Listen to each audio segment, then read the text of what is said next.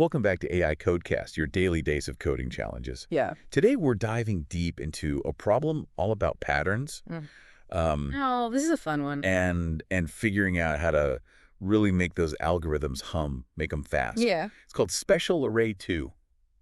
Hmm. Now, imagine you're a detective, but Okay. instead of clues and suspects, Right. you've got an array of numbers. All right. I like it. I like where this is going. So Yeah.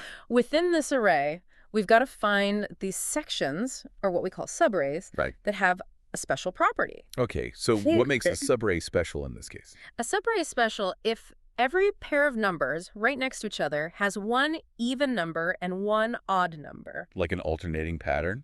Exactly. Think of it like a zebra crossing. Oh, okay, quite. Right. So if we had a subarray like 2, 5, 8, 1, that would be special, right? That would be special because 2 and 5 have different parities, right? Right. One's even, one's odd.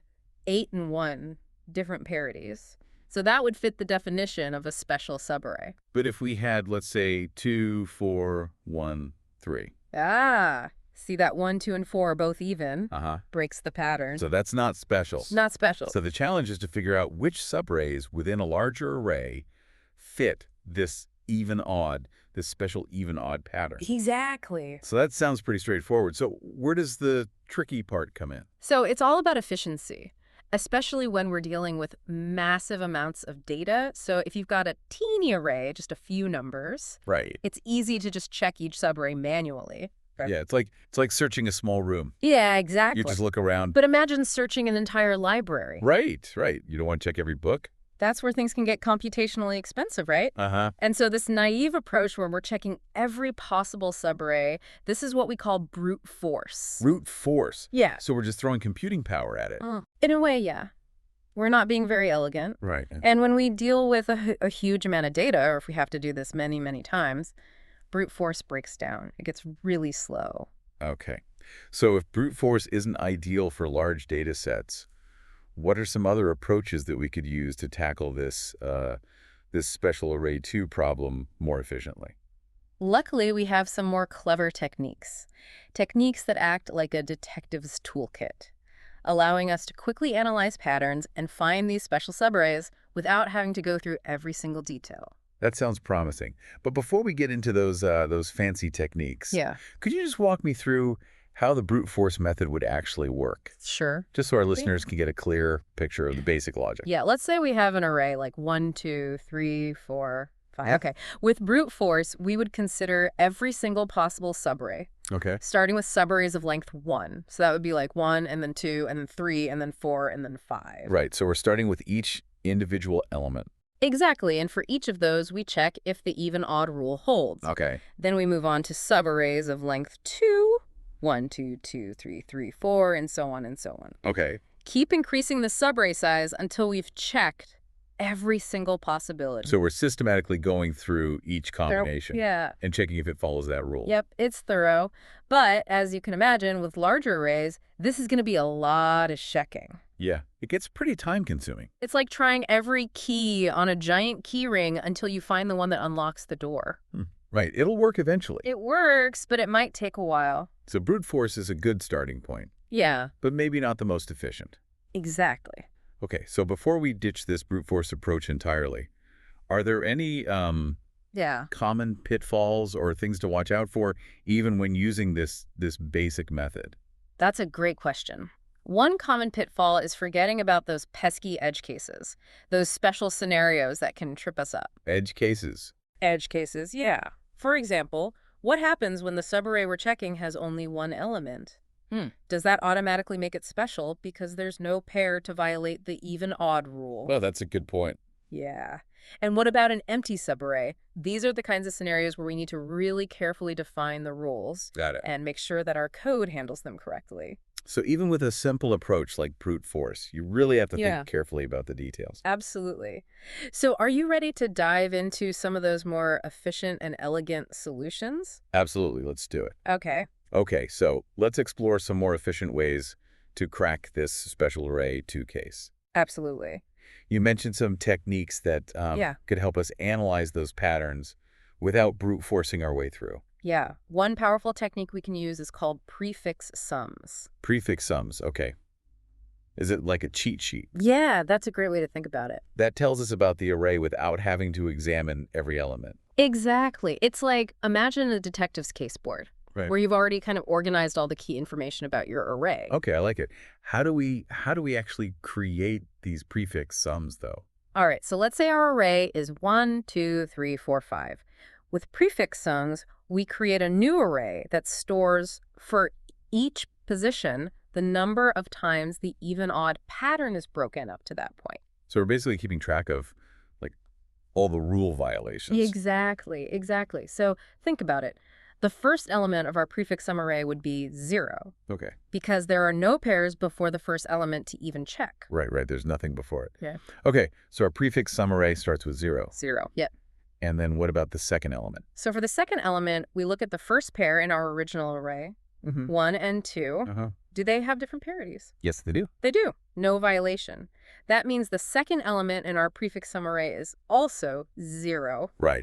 So far, so good. So we have 0, 0. What happens when we get to the third element? We move on to the next pair in the original array. 2 and 3. Again, different parities. Yes. No violation. Okay. So the third element in our prefix sum array is also 0. So we're keeping a running total, essentially, Exactly. of how many times the rule has been broken. So 0, 0, 0. Mm-hmm. Okay, this is starting to make sense, I think. All right, now things get a little interesting when we reach the fourth element. Okay. We look at the pair 3 and 4, different parities. Yes. So we add another 0 to our prefix sum array. Right. 0, 0, 0, 0. This is good. This is good. What about the fifth? All right, last element. We look at the pair 4 and 5, Uh-huh. different parities again. Yes. So we add one final 0 to our prefix sums array. So our final prefix sum array for the array 1, 2, 3, 4, 5 is 0, 0, 0, 0, 0. So that's interesting. Yeah. So we can see, just by glancing at this, Mm. that it follows that rule. There are no violations. Exactly. But let's see how this works with an array that has some violations. Okay.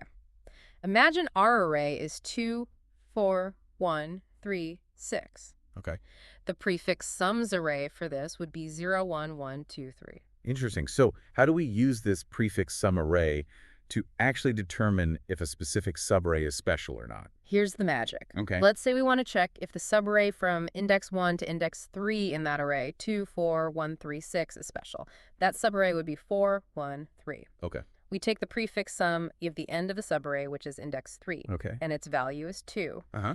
Then we subtract the prefix sum at the start of the subarray, which is index 1, and its value is 1. The difference 2 minus 1 is 1. So we're basically seeing like what changed between the beginning and end of that subarray. Exactly. If the difference is 0, it means there were NO violations within that specific subarray. Got it.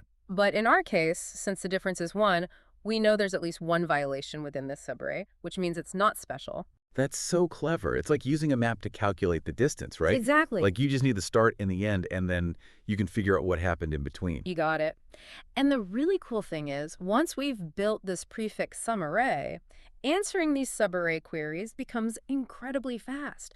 It doesn't matter how large the subarray is, we just do a couple of subtractions and boom, we have our answer. So we do a little pre-processing, and then after that, Yeah, it's super fast to check any subarray. exactly. Are there any scenarios where this approach wouldn't be the best choice? Well, there are always trade-offs. Yeah. One thing to consider is that prefix sums require storing an additional array. Right. We're basically making a copy of the whole thing. Exactly. So if you're working with a truly gigantic array where memory is a major concern, you might need to explore other techniques that are more memory efficient. Okay, that makes sense. So great for lots of queries, Yeah. even if the initial array is large, Yeah. as long as we have the memory for it. Absolutely. It's a great tool to have in your coding arsenal. Okay, cool. Okay, so what's this next technique? All right, this one leverages the power of binary search. Binary search. Okay, so that's the one where we split things in half. You got it. But instead of searching for a word, we're going to use it to pinpoint the trouble spots. Trouble spots. Yeah, the places in our array where the even-odd pattern breaks down. Okay, so instead of checking every single pair in every single subarray, we can just use binary search to quickly see if any of these trouble spots fall within a subarray. Exactly. It's like we're marking the pages in our detective's notebook where we have conflicting evidence, Okay, right? And then when we need to investigate a particular time period, we can use binary search to quickly see if any of these conflicting pieces of evidence fall within that time frame. that's really cool. So how do we actually find those trouble spots in the first place? We can do that with a single pass through our original array. As we're going through, we can note down the indices where the even-odd pattern breaks. We'll call these conflict indices. Conflict indices. Okay. So if our array is 2, 4, 1, 3, 6, what would the conflict indices be? Let's see. The pattern breaks between indices 1 and 2 because 4 and 1 are both odd, Hmm. and it breaks again between indices 3 and 4 because 3 and 6 are both odd. Okay. So our conflict indices would be 2, 4. 2 and 4. Okay. Okay. So we have this list of conflict indices that tells us where things break down. Mm-hmm.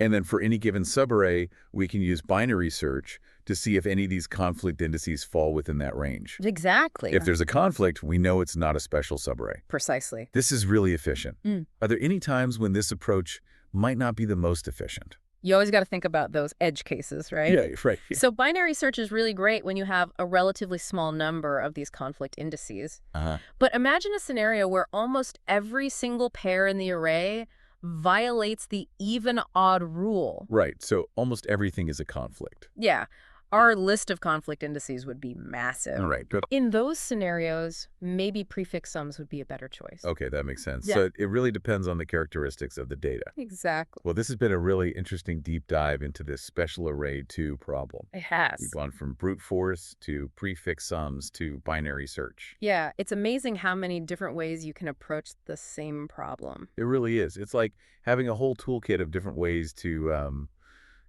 to find the answer. The key is to choose the right tool for the job. That's right. And you do that by understanding the strengths and weaknesses of each approach. Awesome. Well, for all you coding detectives out there, Keep those detective hats on. keep practicing and keep experimenting. Absolutely.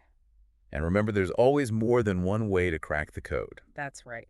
Thanks for joining us on AI.Code.Cast. We'll be back tomorrow with another coding challenge. Until then, happy coding.